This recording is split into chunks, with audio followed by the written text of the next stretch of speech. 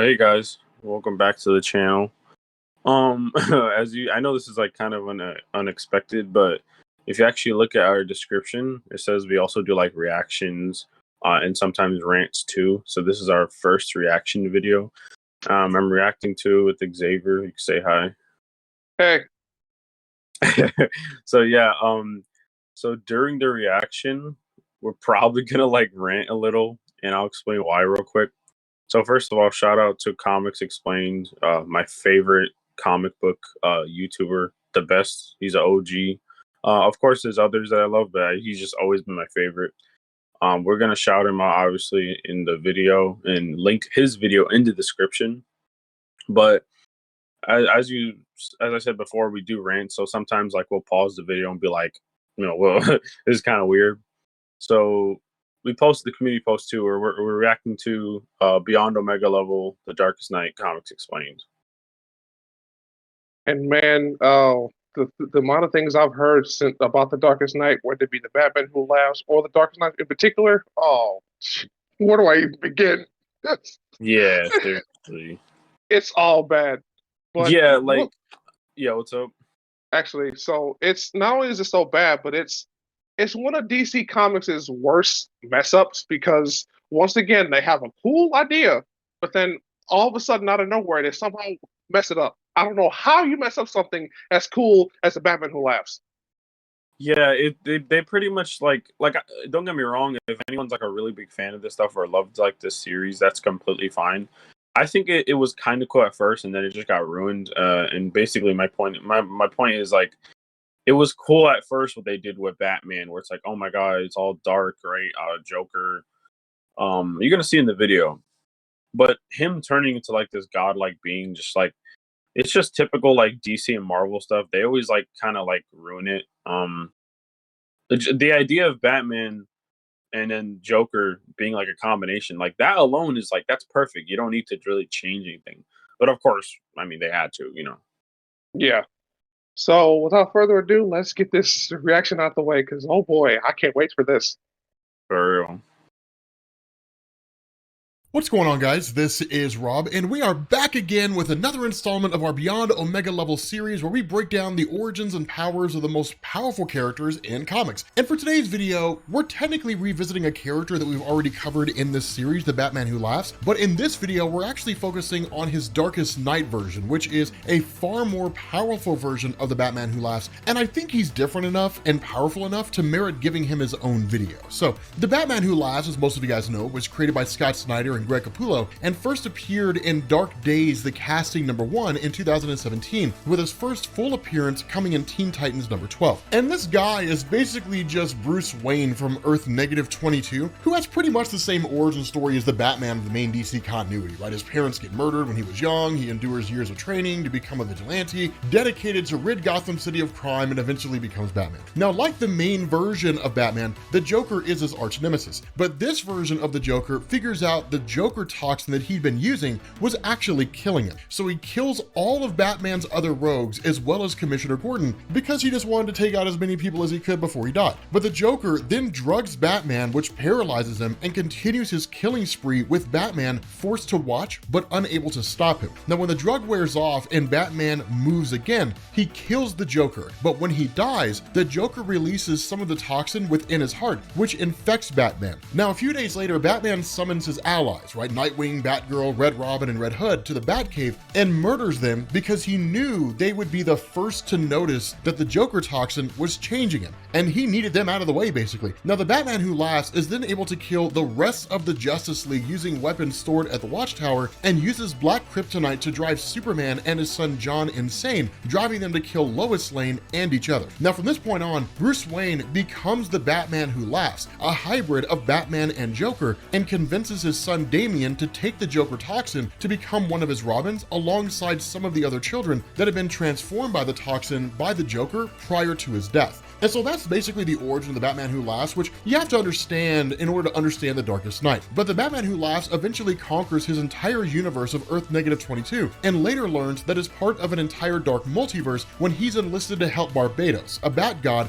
bent on destroying the multiverse during the events of Dark Knight's Metal. This storyline, of course, saw the Batman Who Laughs recruiting different versions of Batman from the dark multiverse to invade the DC positive multiverse, and it was a whole big thing that I have a full story video on if you guys want to check it out. But after he was introduced, the Batman Who Laughs became extremely popular and was literally everywhere in DC Comics for like 3 years, so much so that fans actually grew to hate him. Now, for the purposes of this video, we don't have to get into everything the Batman Who Laughs did after Dark Knight's Metal, but instead, we're going to focus on what led to him assuming his final form, the Darkest Knight. So once Barbados is defeated, a new villain showed up in the form of Perpetua, who was responsible for creating the DC multiverse, but who had been imprisoned within the Source Wall for billions of years for disrupting the multiversal balance by not giving up her life upon creating the multiverse, and then creating a group of apex predators by merging Martians and humans. Now, after Perpetua is freed, she goes around basically destroying universes, and of course, eventually sets her sights on the DC universe. Now, while she had originally chosen Lex Luthor as her lieutenant, and really the guy who led the show in her stead, and transformed him into an apex predator, he was eventually replaced by the Batman Who Laughs, who had heard about Perpetua from Barbados and convinced her that he, not Luthor, should be her leading man. Shortly thereafter, however, the Batman Who Laughs battles the Justice League and is killed by Wonder Woman, who uses a weapon known as the Chainsaw of Truth, which...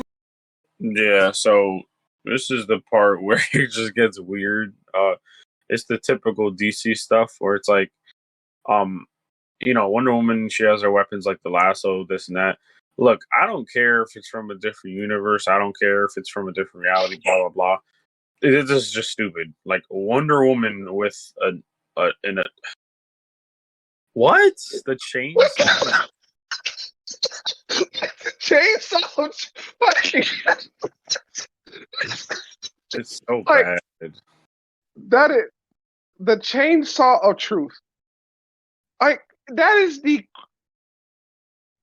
corniest shit I've ever heard from DC Comics. DC Comics, bro. That's all I gotta say. Or CinemaSins like to say DC fucking Comics. Yeah, exactly. Like, oh my, shout out to them by the way, but like for real, I honestly don't even know what to think about that.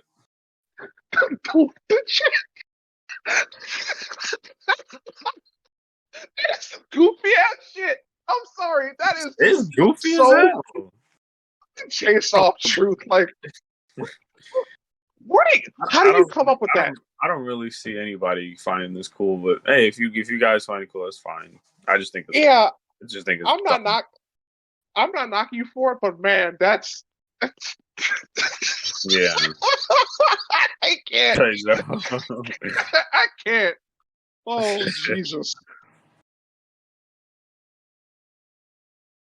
Was basically crafted from parts of her invisible jet to essentially take out Batman. But because he is Batman, even if he is an alternate reality version of Batman, he of course has a contingency plan in place in the event of his death. In this case, he had observed a version of Bruce Wayne that had found the button belonging to the comedian of the Watchmen and had built a machine to study it. And so the Batman Who Laughs traps this version of Bruce Wayne in the machine and then turns it on, replicating the incident that had created Dr. Manhattan in the Watchmen universe and effectively turning that version of Bruce Wayne into Dr. Manhattan. And so the Batman Who Laughs quickly lobotomizes this version of Bruce and then puts his comatose body away for safekeeping. Now, after he's killed by Wonder Woman, the Batman Who Laughs followers take his brain and implant it in the body of the Dr. Manhattan Bruce Wayne, becoming a new entity that he calls...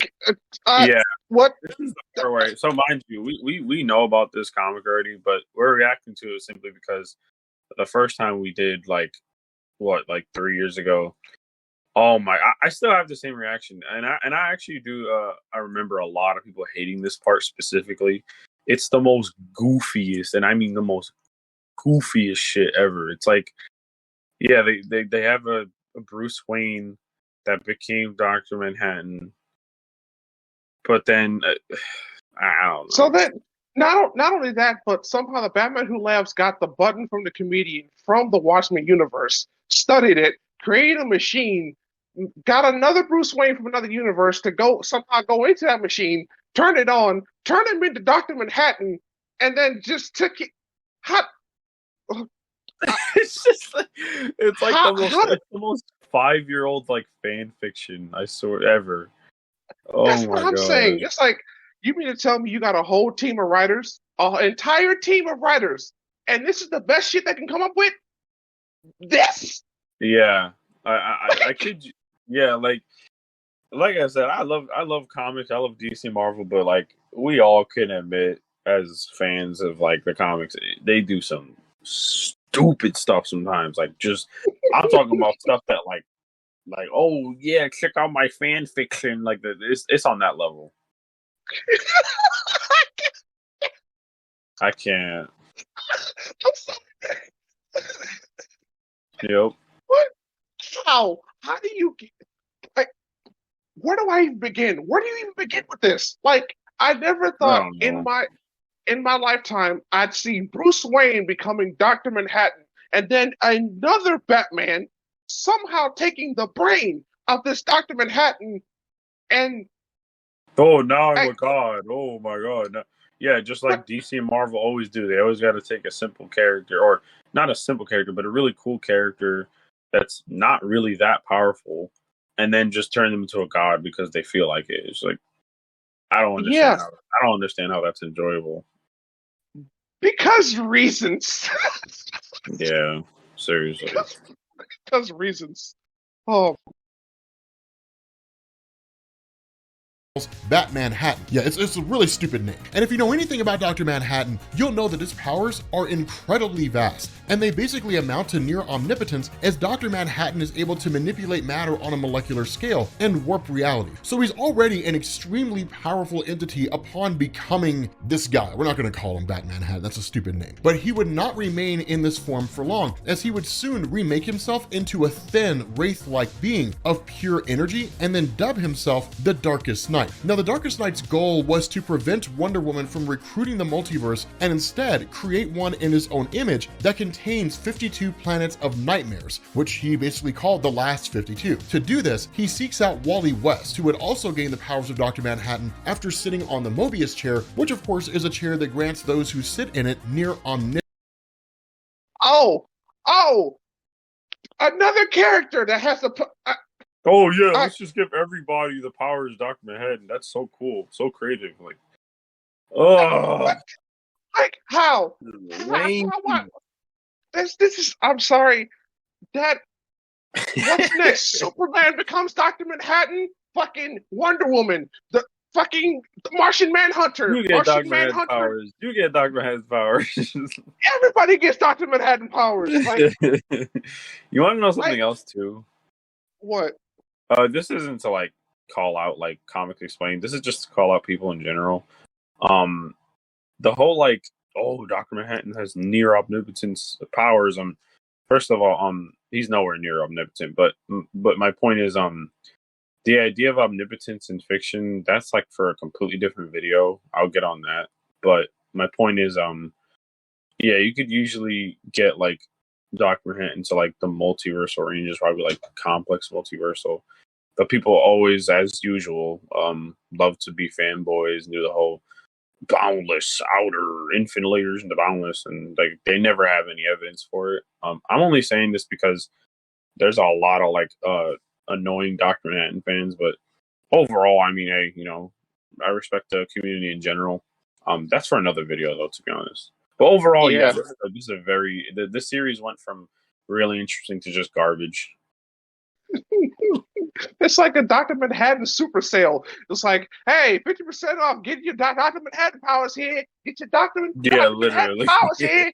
Like, oh, man. Missions. Although Wally and his fellow Flashes, Jay Garrick and Barry Allen, try to flee, they're unable to defeat the Darkest Knight's plans. As it turns out, the Darkest Knight had altered the Mobius chair so that it sent all the energy intended for Wally directly to him, making him vastly more powerful than he already was, and turning him into probably the most powerful entity in the multiverse. Now, before he goes through with his plan to create the last 52 multiverse, he confronts Perpetua, who, keep in mind, created the multiverse, and is able to kill her by trapping her within pieces of the Source Wall. So not only can the Darkest Knight create multiverses in his own image, he was also able to kill what up to that point was probably the most powerful character introduced in DC Comics, with the exception of the Presence, which is basically DC's version of God, but even then it's slightly debatable. Now at this point, you may wonder how a character as powerful as the Darkest Knight was ever even defeated. And the answer is plot armor. Quite literally, Wonder Woman shows up clad in golden armor and battles the Darkest Knight through space and time, and the two go all the way back. See, this is why I like Comics Explained. This is why I like this dude. He's so honest. He doesn't say, "Oh yeah, because this is a cool storyline." No, it's just plot armor. He said it's literally just pure plot armor. Like, and like, look at this. Look at this shit. Wait. Let me guess, right? Let me guess. Wonder Woman becomes a cosmic being, and she gets cosmic level powers, and she's able to beat him. Oh my god! It's not like DC has done this a billion other times. What is this shit?